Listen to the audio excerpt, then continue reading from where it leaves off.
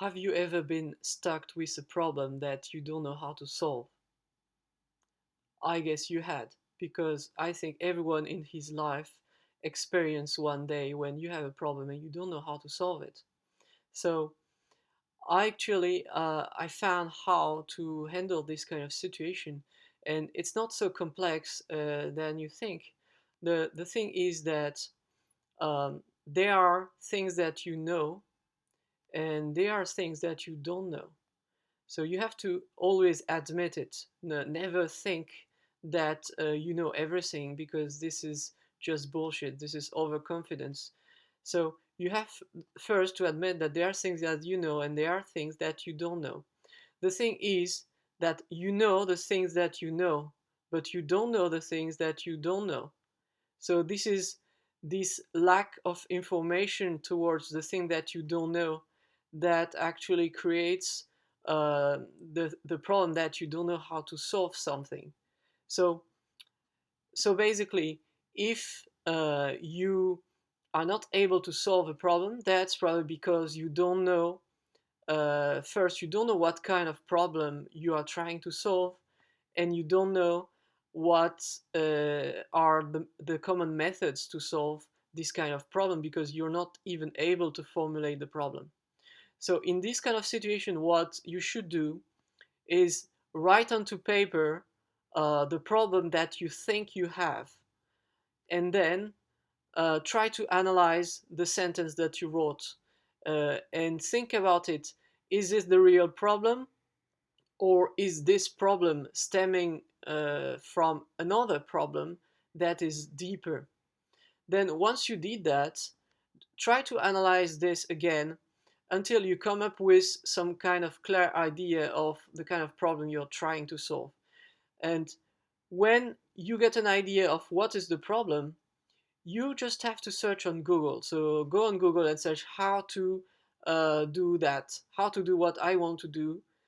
So replace the want to do by what you want to do, and then you will find a lot of information. So now you have to find a way to filter those information and only to retain some kind of key information. So don't really focus on the solution that are given, because generally that's only minor tactics that are not will not really solve your problem right away.